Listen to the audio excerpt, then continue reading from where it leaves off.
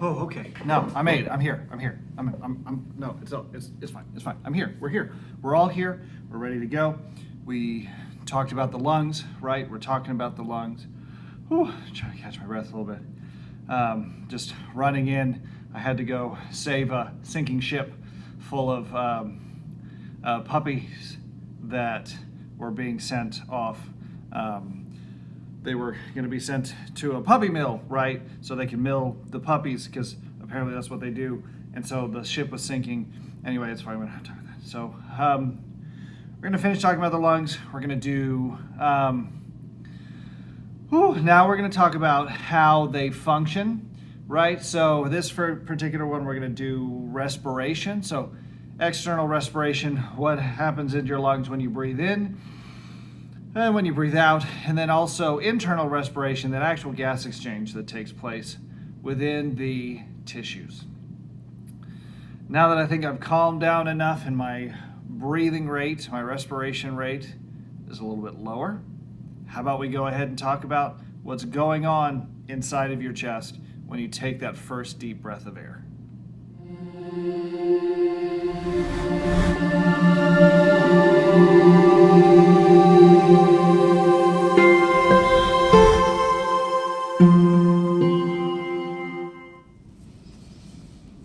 Okay, so like I said, we're going to talk about respiration, what's actually taking place in your lungs when you're taking a breath.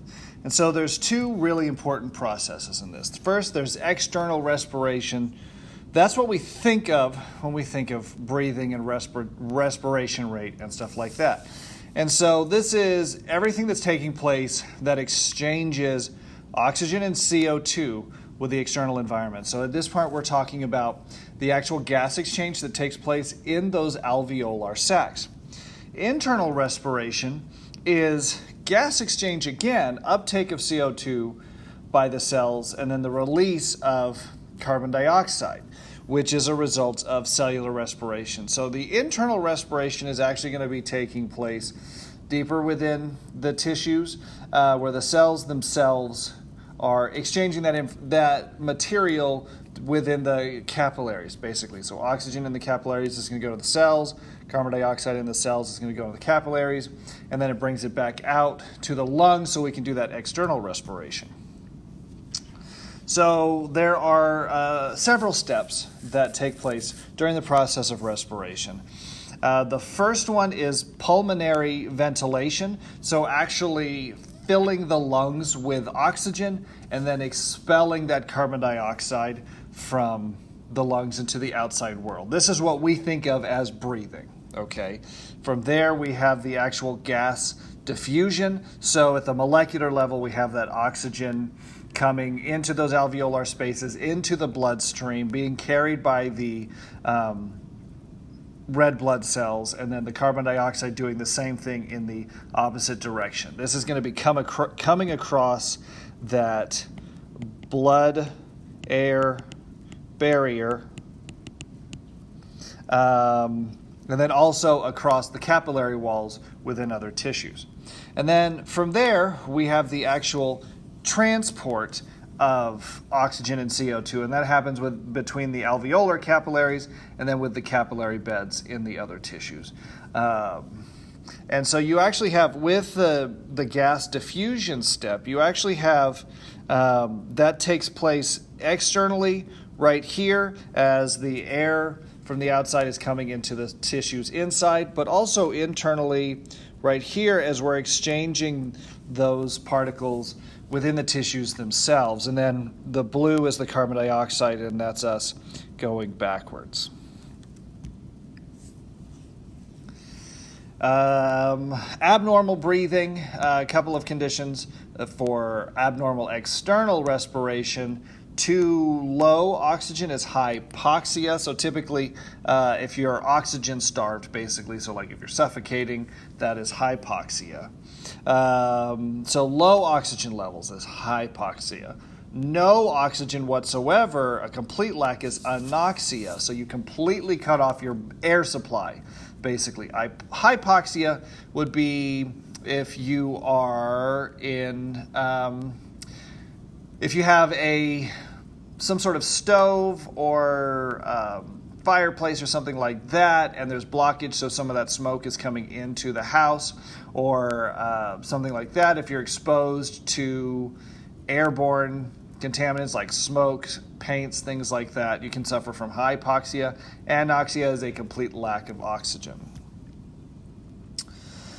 So let's start with the first one, which is pulmonary ventilation. Pulmonary ventilation, also known as breathing, it's the physical movement of air into and out of the respiratory tract, and provides alveolar ventilation. So remember, the alveoli are those little air sacs where the gas exchange actually takes place. So pulmonary ventilation brings the air into those alveolar sacs, the alveoli, in order for that gas exchange to take place.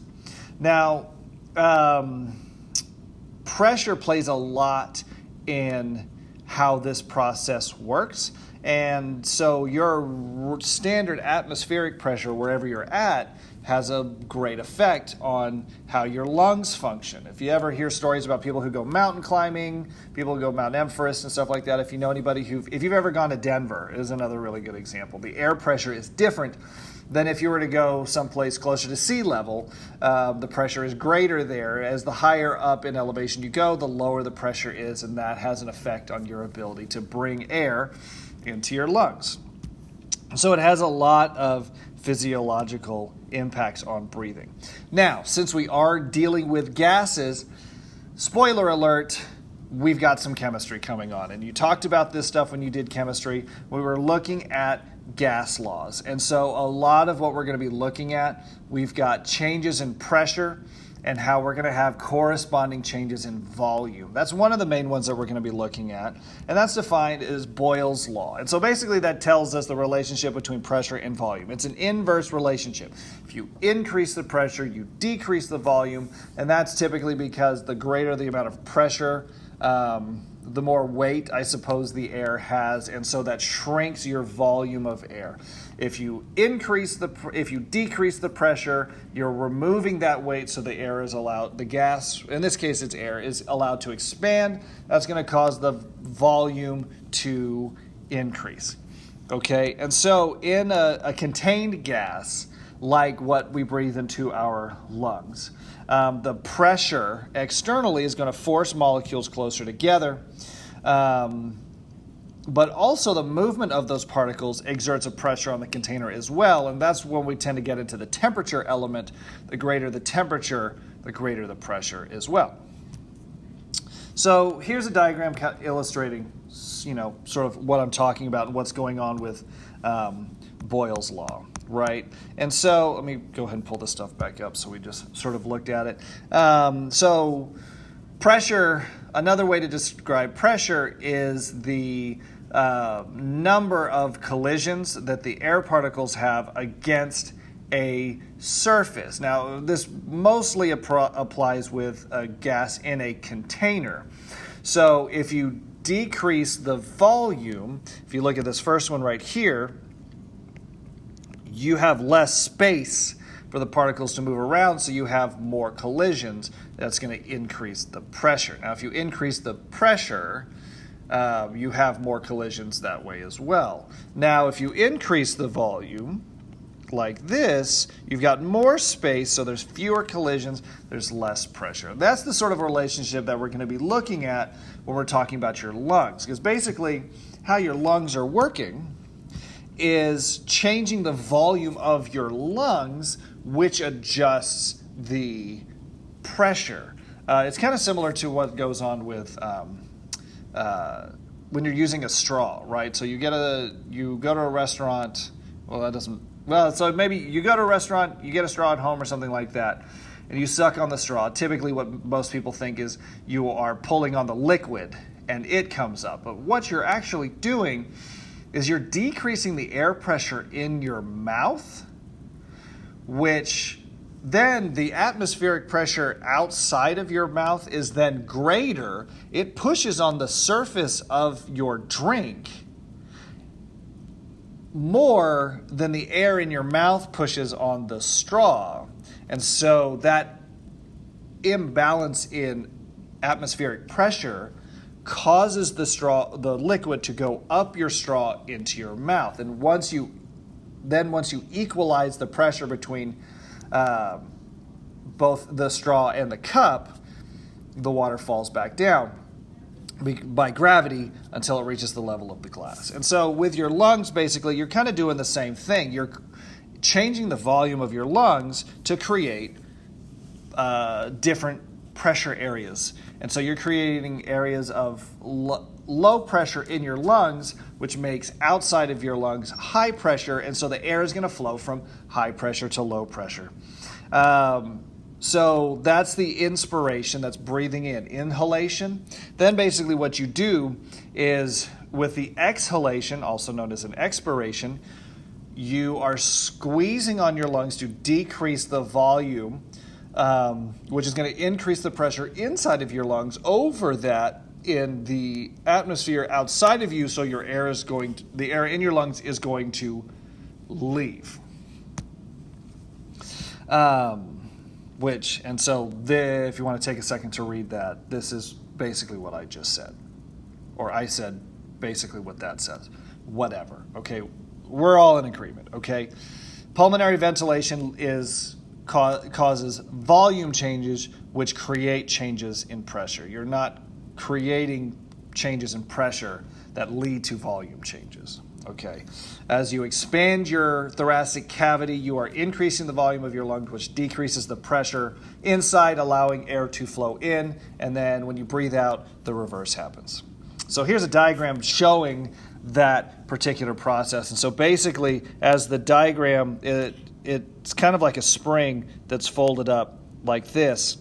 And so as it contracts and you shallow out and you straighten out that muscle so the muscle goes out this way, if you notice, that forces your rib cage right here. So the first part, the sternum, goes outward, and then these ribs actually lift upward. So you have an upward lift of the ribs and an outward push of the sternum. So as you can see, it goes from resting right here to the dotted line where it's extended and elevated.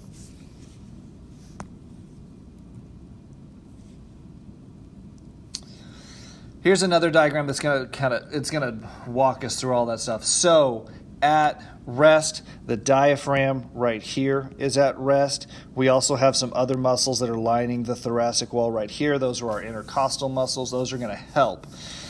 So when you're at rest, if you just sit and sort of relax, basically like holding your breath, you breathe out and then hold it. You don't have any movement in your lungs because you haven't changed the volume. And so what ends up happening, the pressure, that's what the P is, outside equals the pressure inside. So there's no movement. These are the muscles that are involved in breathing. Now the primary muscles is the diaphragm right here, which is, it's kind of hard to see. It's this muscle in here and it extends down, and it does the same thing on the other side right here. Okay, so that's the main muscle that does it. Also the external intercostal. So it's these muscles right here that are in between the ribs. The diaphragm is going to help push the sternum out. Those intercostals are going to help open up the rib cage this way, and the diaphragm is going to help push the rib cage that way to get this overall increase in the volume of your chest cavity. Accessory muscles on the side here, like the sternocleidomastoid, which is one of the neck muscles. We've got scalenes, the pec muscles, serratus anterior, which are these side muscles that run along the ribs. Your obliques and abdominals also help. These muscles are going to be activated when you need to breathe a lot, when your respiration rate needs to increase significantly. So you can try this. You're sitting at rest, kind of feel which muscles are working. Then do a brief, intense physical activity. Okay, do push-ups, do jumping jacks, do a quick wind sprint or something like that. And as your oxygen demand increases and you need to get more air into your lungs for that gas exchange to take place at a greater rate, you can start to feel these other muscles start to activate, your abdominals and stuff like that. When you're doing deep breathing exercises, a lot of time they tell you to breathe from your belly. And so basically what you're doing is you're activating those abdominal muscles to even more greatly increase the interior volume of your lungs. Inhalation, one thing to keep in mind, inhalation is always active. Your muscles are actively contracting to increase that lung volume. Exhalation, however, can be passive, and a lot of times at rest it is. Basically, the muscles just relax on their own, and your rib cage goes back to its original volume. Or it can be active, so if you are forcing air out like that, you're trying to get air out fast. If you're playing an instrument, if you're exercising, also a lot of times exhalation is also passive because you're trying to get that carbon dioxide rich air out of your body as quickly as possible. So then your muscles are going to actively contract instead of just relax and let everything go back to normal. So the diaphragm, the contraction of the diaphragm, like we just said, is going to draw air into the lungs. Here's another picture that's going to do that. Most of the air movement, about 75% of the air movement is going to be due to the action of the diaphragm. The external intercostals, which are these muscles in here, are going to help with inhalation. They're going to give us the other 25% of resting inhalation. The other muscles are going to assist in elevating the rib. These accessory muscles right here are going to help pull the ribs up that way. The diaphragm is going to help push the rib cage out. Those intercostals are going to open up the chest and flex at these joints right here. The muscles used in exhalation are the, if you're actively using the muscles and you're not just letting your inhalation muscles to relax, your transversus thoracis, internal intercostals, and rectal abdominis are going to depress the ribs, so basically squeeze the ribs back down. The abdominal muscles are going to compress the abdomen, which is going to squeeze everything in. It's going to help close this off here and pull this stuff down right here, decreasing the volume of that cavity, which is going to correspond to decreases in the thoracic cavity. And it's also going to force the diaphragm upward right here. And so what we end up doing is as we're decreasing that volume, we create less pressure inside. So the pressure inside is going to be less than the pressure outside, and so your air is going to escape. Now, the other one, let me go ahead and highlight that one. As you're increasing the volume right here, the pressure inside as the volume increases is dropping, so now the pressure outside is greater, so air is going to flow inward. Now, it needs to be said that the pressure outside remains constant. The only way that would change is if you drastically change elevation. But we're talking about how we change the inside volume in relation to the constant outside volume.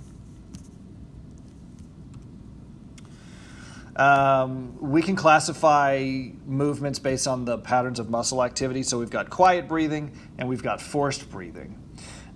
Forced breathing is active inhalation and exhalation. Quiet breathing is active inhalation. Well, inhalation is always active. And passive exhalation. So if you're sitting at rest, you're taking a breath, and then you just let your chest relax, basically. That's passive. Versus blowing the air out, that is active. And that becomes forced breathing, also known as hyperpnea. Mr. Thompson would like to say that is not correct. It is actually pronounced hyperpnea. And it's also assisted by the accessory muscles. Okay, so on the opposite end, on that quiet breathing, known as eupnea. Why do I say the P there and not the other way? English. Anyway, eupnea is quiet breathing, which involves active inhalation and passive exhalation. Now, within that, you can have different types of breathing. You can have diaphragmatic breathing, also known as deep breathing, or you can have costal breathing, also known as shallow breathing. So if they tell you to take a deep breath, you can sort of feel your abdomen expand and stuff like that. Costal breathing, shallow breathing, is taking very quick breaths where you're only breathing with primarily these intercostal muscles. And one of the things we'll talk about as we get in a little bit later is, part of anxiety comes from oxygen levels, and how, it sort of explains why deep breathing exercises actually work. And so deep breathing, very deeply, breathing from the diaphragm, from your belly, basically helps activate a lot of that stuff. Now, there's a situation known as elastic rebound. And so when those muscles that were used for inhalation relax, those elastic components recoil and they snap back, kind of like if you have a rubber band and then you just let it go, it naturally snaps back to its original shape and tension and stuff like that. And so when these muscles, the intercostals and the diaphragm, relax, they recoil back to their original shape, which returns the rib cage back to its original position. Now, as far as the actual pressure changes that take place during exhalation and inhalation, those can be measured either inside or outside of the lungs. Now, normal atmospheric pressure, when we're talking about this, is 1 atmosphere, also known as 760 millimeters of mercury. So all of the numbers that we're going to be talking about are going to be assuming we're looking at normal atmospheric pressure. Now, these numbers are going to be different as you change these. If you increase atmospheric pressure, your lungs have to work harder in order for the air to come in. If you go some places, that's a little bit difficult. You have to basically go scuba diving. It's a little bit easier to change your atmospheric pressure by decreasing it. You increase the elevation. The lungs don't actually have to work as hard to get the air in because there's less atmospheric pressure that we have to overcome and equalize and stuff like that. So a few different pressures that we're going to talk about, so you may want to sort of list these out. Or if you do outline, maybe highlight these or something like that. We have intrapulmonary pressure, also known as intra-alveolar pressure, and this is the pressure within the alveolar spaces. And so the difference in this pressure between the atmospheric pressure is what's going to determine the direction of airflow. In relaxed breathing, the pressure differential is pretty small. So there's a plus or minus 1 millimeter of mercury difference between the two, so very, very small. In very active breathing, where you're breathing at maximum capacity, so if you're lifting weights or exercising or something like that, the pressure gradient is going to be greater. We're looking in the neighborhood of anywhere from -30 to 100 millimeters of mercury while straining, and the glottis is going to be closed at this point because you can actually force air into your stomach by breathing this hard. We also have intrapleural pressure, and this is the pressure in between the parietal and the visceral pleuri, and we average -4. There's a maximum of -18 during powerful inhalation. This is going to remain through lower than atmospheric pressure throughout the breathing cycle. And these regular changes in the intrapleural pressure are going to create a pump of their own, a respiratory pump, and that's going to help blood return from the veins to the heart. If you remember from the blood vessel notes, blood pressure in the arteries is the highest, then at capillaries it's the lowest. There's nothing to re-increase the blood pressure once it leaves the capillaries, so their blood pressure in the veins remains low. And so your lungs, that intrapleural pressure acts as an additional pump to help move the blood along. Muscles in your arms and legs and abdomen and stuff like that act as a pump to help venous return in those particular areas also. Here's a diagram that we're going to kind of cut our way through here for just a little bit, showing us the different volumes, and especially what the pressure changes during an inhalation or a respiratory cycle. So inhalation and expiration or exhalation. And so if you look here, you can see the slight pressure change right there for the air to come in, and then a slight increase in pressure right there for the air to come out. Intrapleural pressure, it stays below, if you notice, because we're in the negative this entire time. We have kind of a big drop in intrapleural pressure during inhalation, with a slight increase above that sort of normal at -3 during the exhalation right there.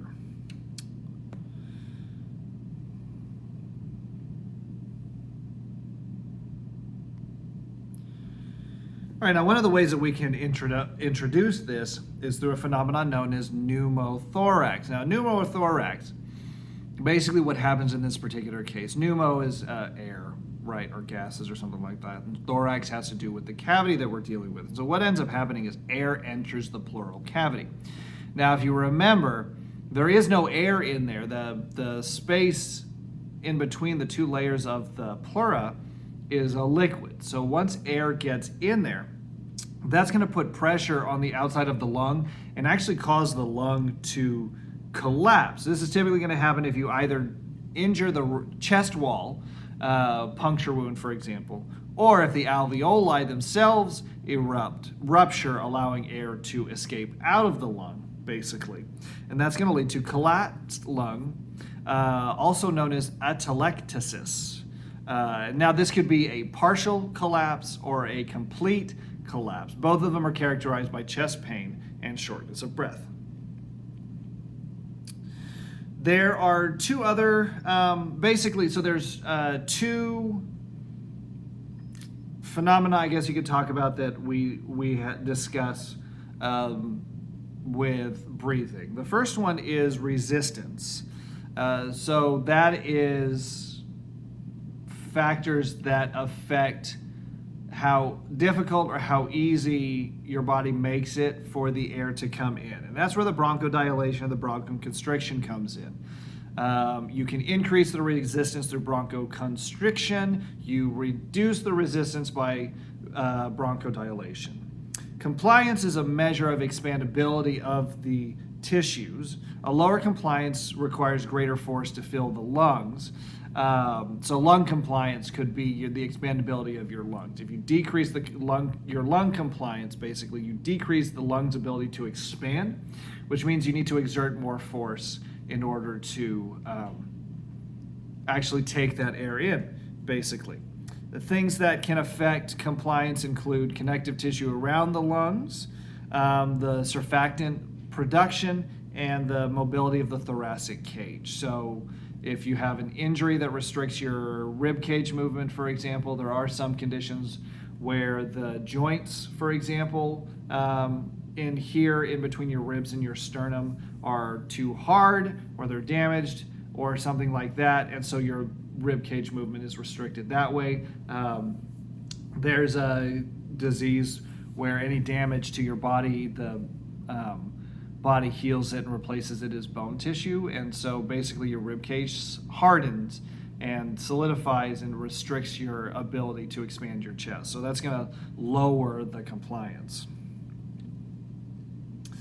Now, we can measure, like we said earlier, either internally or externally, we can measure how quickly the air is coming in and out and how much air is coming in and out. And so those are the respiratory rates and the respiratory volumes.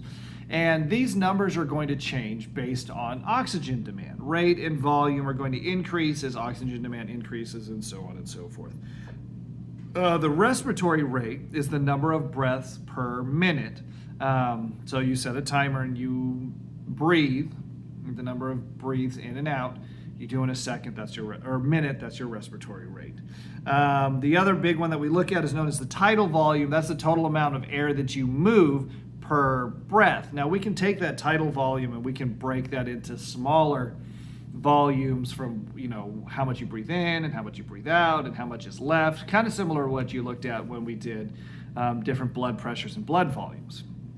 Now we can talk about the respiratory minute volume, which is the amount of air moved per minute. And so we're going to take the respiratory rate and the tidal volume, we're going to look at those together. If you take your respiratory rate, breaths per minute, and tidal volume, amount of air moved per breath, you multiply those together, that gives you how much air you're moving per minute. And this measures pulmonary ventilation. How much air are you regularly bringing in to your lungs and how much are you expelling in a given amount of time?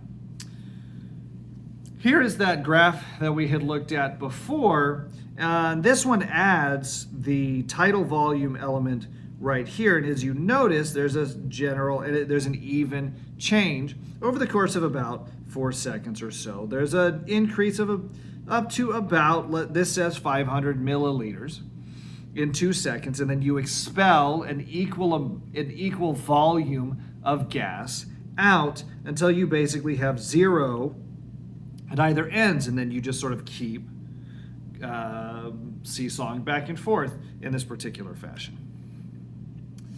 Now, not all of the air reaches the alveolar surfaces, those gas exchange surfaces, so the volume of air that's left is known as the anatomic dead space. So this is the air that's in the conducting passages, so like air that's in your nose, in your larynx, in your trachea, in the bronchioles, in the bronchi, then the bronchioles, I guess I should say it in order.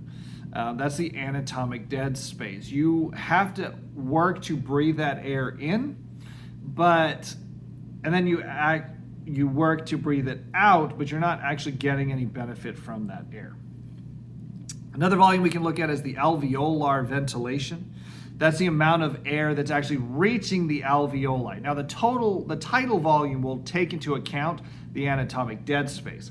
The alveolar ventilation is the air you're getting to your lungs for the actual gas exchange to take place. And so if you wanted to calculate it, take your respiratory rate, you take your tidal volume, take your anatomic dead space. You're going to take your tidal volume and subtract the anatomic dead space.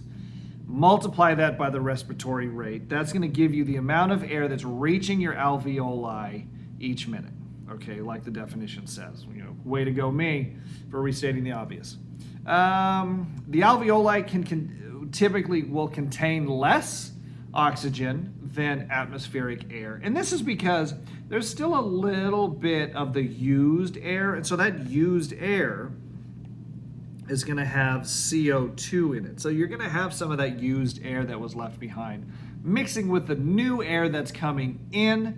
So the overall the amount of oxygen is going to be a little bit less. Now we can look at some of these. We look at the relationships between the different volumes, tidal volume, respiratory minute volume, and the alveolar volume.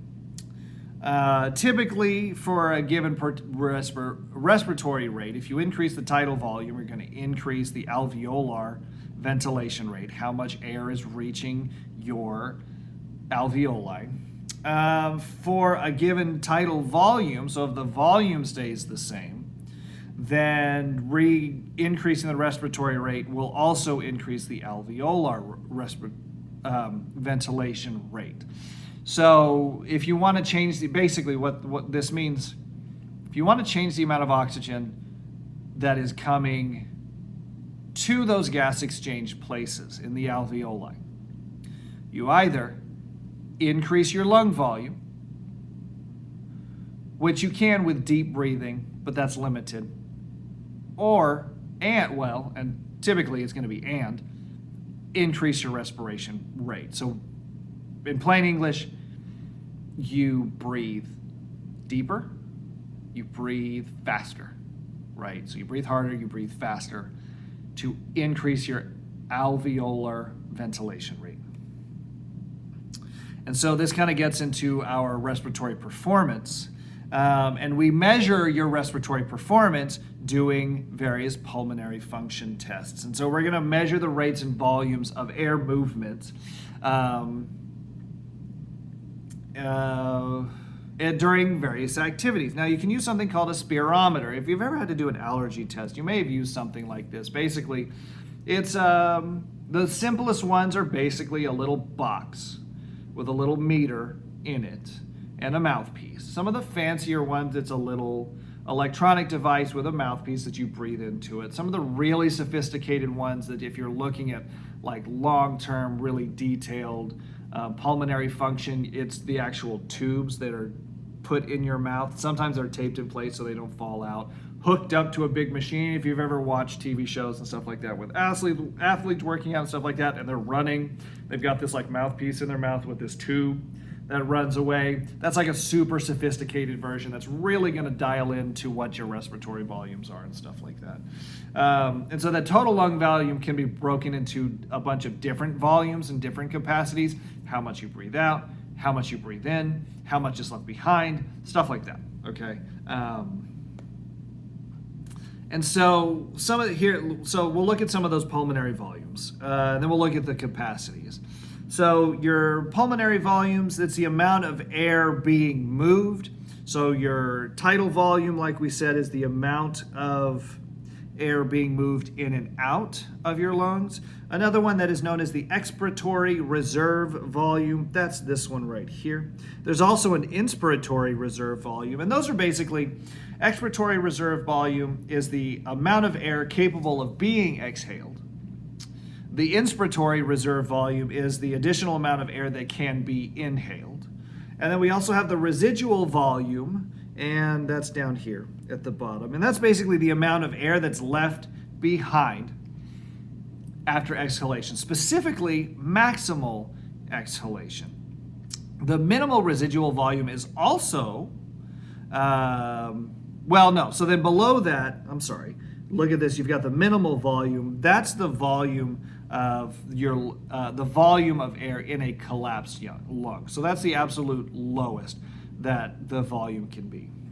Now, a couple of things to kind of point out, because we do tend to look at these. If you look at the differences in different volumes between men and women. Now, tidal volume typically is about the same. We start to get some differences in the inspiratory reserve volume, both in males for both of those, it tends to be higher. Residual lung volume, total lung capacity, vital lung capacity, pretty much all of those except for the tidal volume, which is how much air you can move in. In general, males' lung capacity and air volume and things like that tend to be higher. And a lot of that is men physiologically can be more active. That's not a good way to say it. Evolutionarily speaking, men were more active. I think that's a better way to say that. Also, on average, men are bigger. So bigger lungs mean you have greater capacities. Speaking of capacities, we'll look at this one. Inspiratory capacity. So here's our inspiratory capacity. That is the tidal volume plus the inspiratory reserve volume. That's what that is right there. The functional residual capacity, which is right here. That's terrible. Let's clean that up a little bit. Come on, Mr. Thompson. What is your problem today? I'll tell you what my problem is, Mr. Thompson. It's Friday, and I would like to be at home now. That's what my problem is, Mr. Thompson. Anyway, okay, vital capacity is the expiratory reserve volume plus the tidal volume plus the inspiratory reserve volume. And then the total lung capacity, where are you at, total lung capacity? Which you can see is the whole line right there is your vital capacity plus your residual volume, both inspiration and expiration. And so basically your inspiratory capacity, that's how much air you can breathe in. Functional vital capacity is how much air you can, basically like the max of air that you can breathe in. Yeah, and that's pretty much it. And so using a spirometer, you can measure these different volumes, and by looking at that, you can make a determination of overall lung health and stuff like that. How are we doing? Well, I think we will go ahead and end that one right there. Just as a recap, so far we've talked about the anatomy of the lungs. We've talked about pulmonary ventilation, so that first part of the breathing process, how we get air into our lungs, how we measure those volumes, how some of the anatomy is working to bring that air in and stuff like that. Now what we're going to do is we're going to do that other part where we're talking about the gas exchange. So once the air is in our lungs, so we've filled up those alveolar spaces, those alveoli, what is happening at the molecular levels for that oxygen to come in and carbon dioxide to go out? So that's going to be the next one that we're going to watch. If you have any questions, let me know. Send me an email, send me a remind message, ask me in class. We'll go back and review this if you need to. Otherwise, I look forward to seeing y'all again soon.